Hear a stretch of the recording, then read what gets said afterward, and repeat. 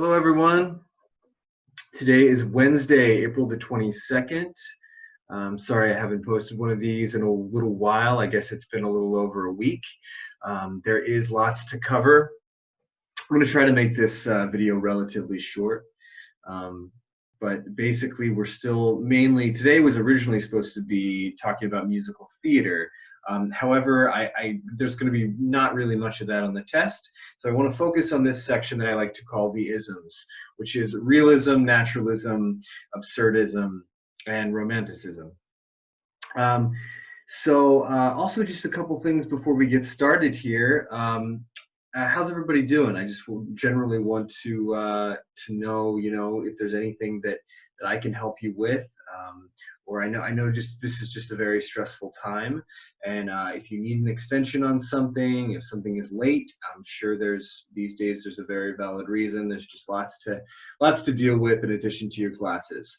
I also want to provide you with an email that was sent out to me by the college that I want to send this information over to you just to make sure you know.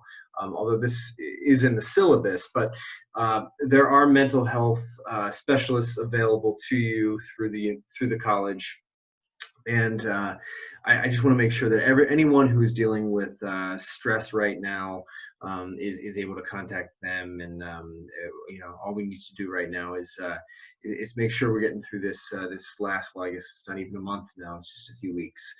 So definitely I'll send that information along to you, and I want to make sure that if you need that, that you're able to use that. All right.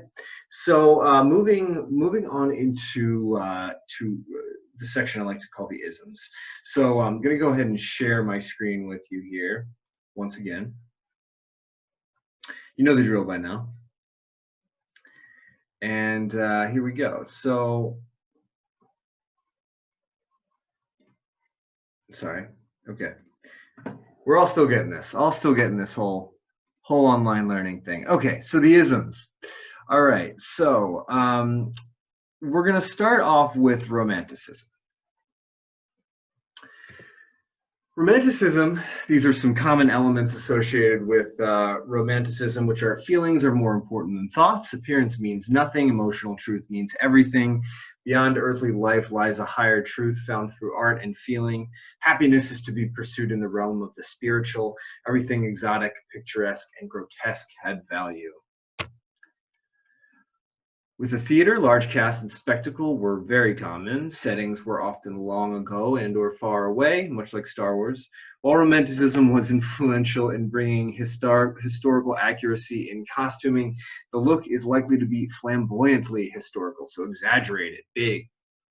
The vision of nature tended toward glorious sunrises and tornadoes. The theater style sympathized with the paintings of Caspar David Friedrich and John Constable Hadley.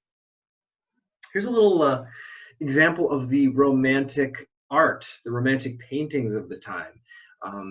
And I often find that one art form often lends itself to another art form. So much like this painting here is very picturesque, very larger than life, very detailed. We also see that in the theater of the time, much like this as well. Large in scale.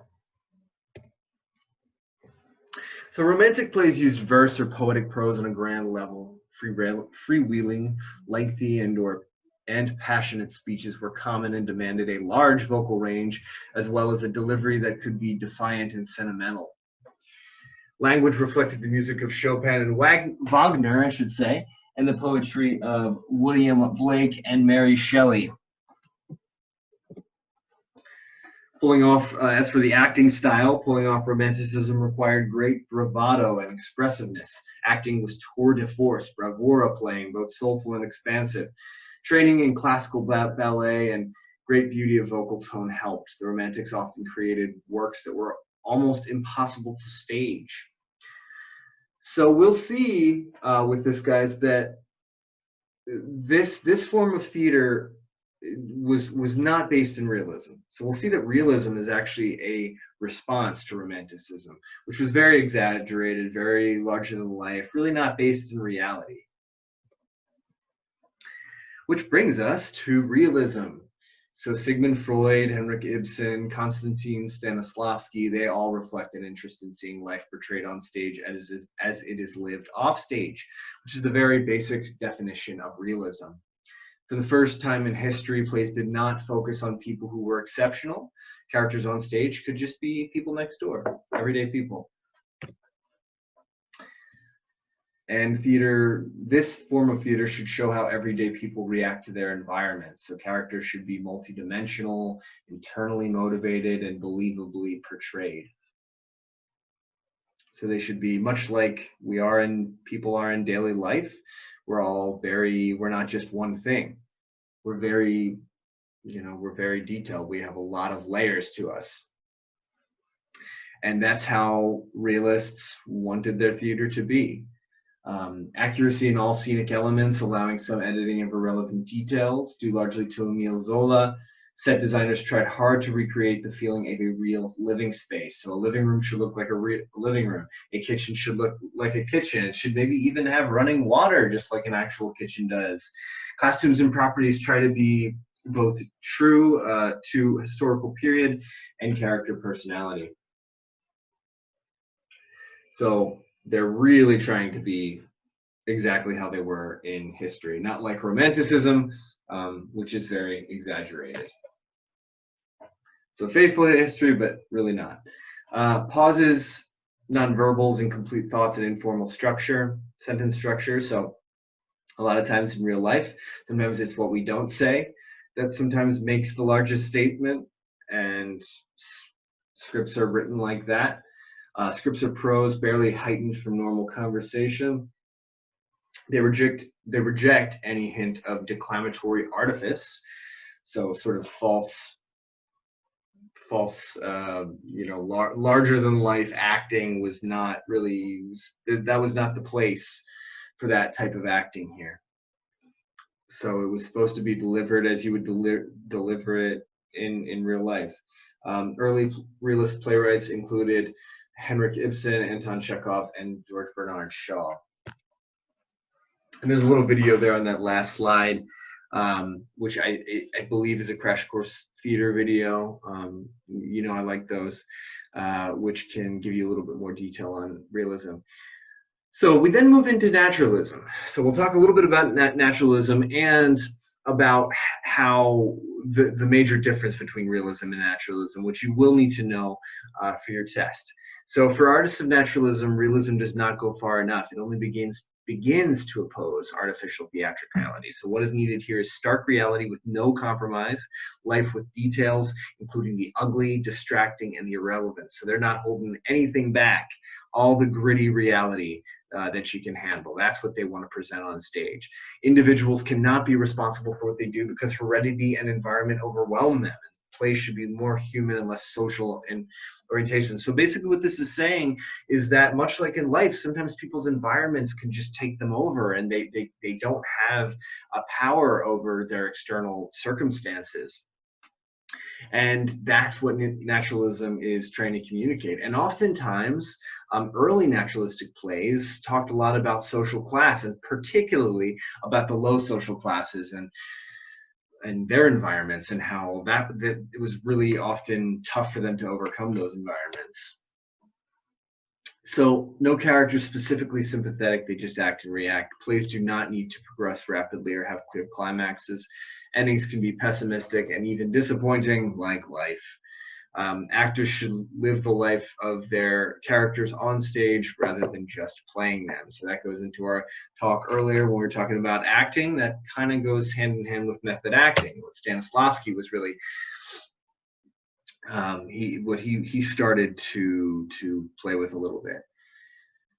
So phenomenal set details. Someone named Andre Antoine, who was a naturalist director, he wanted to portray a meat market in which there was rotting meat and flies were buzzing around. So they actually had rotting meat on stage and had flies buzz around this meat. Highly contained box sets. So really pushing for this intimate feel. Real clothes are better than costumes. So they're not really adjusting these real clothes, these clothes in order for actors to move or anything like that. They're just giving them real clothes, and that's all part of portraying life on stage as it is lived off stage. The environment is a major character. It has more influence than any human does in the play. So environment, guys, is really important here.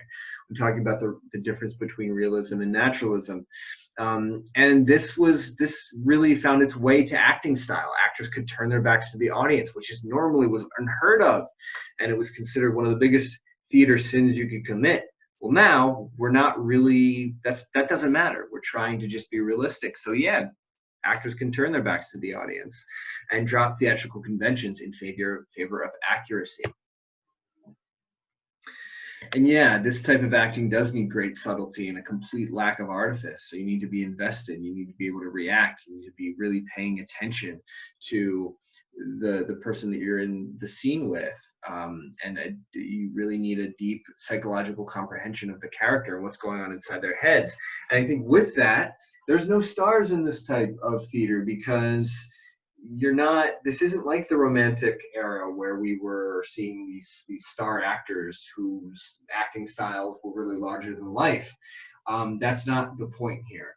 It's to be able to listen, to be able to act and react, and that's all that's how you're communicating that story to the audience. So there's no stars, no show-offs. So realism versus naturalism. So this is big. I mean, the main way to simplify this is, while realism attempts to depict things as they actually are, naturalism goes further by depicting the inability of people to resist their environment or circumstances, and this often meant that it focused more on the lower classes and their struggles.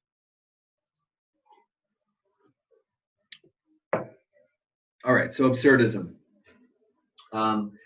We've had a little experience with this just recently with Waiting for Godot. I know I really appreciated a lot of your comments about this play. I know that a majority of you did not enjoy it, and I know it is a very hard play to digest.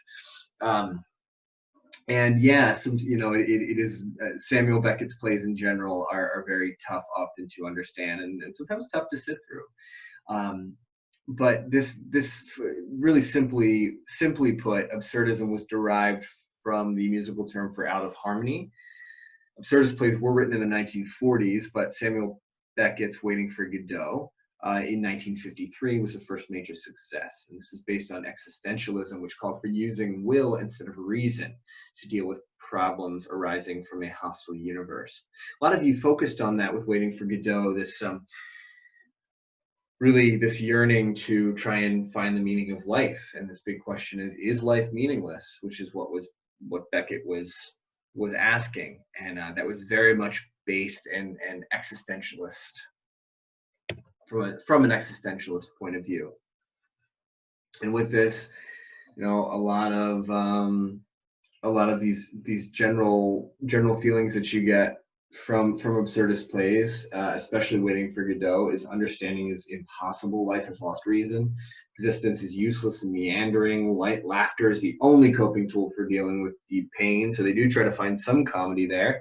It is difficult to communicate with others, and plots are circular, just go round and round, and no one ever really finds a resolution.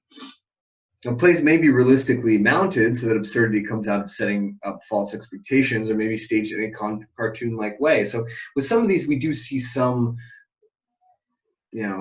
striving for realism there, particularly with a playwright named Eugene Ionesco.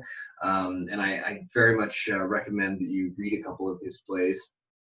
But he did try to infuse some realism there, in addition to some definite comedy and cartoon-like behavior.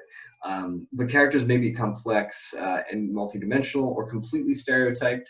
Speech is disconnected, non-communicative, and rambling. Rushes of sound followed by unexpected silences. And there's a couple of videos there for you to learn just a little bit about absurdism. And there's also, in one of these links, there is a video. There's a performance of Waiting for Godot there. I don't know if you want to sit, if you guys want to sit through the entire thing based on some of the things you were saying in your IRs, but there it is if you want it.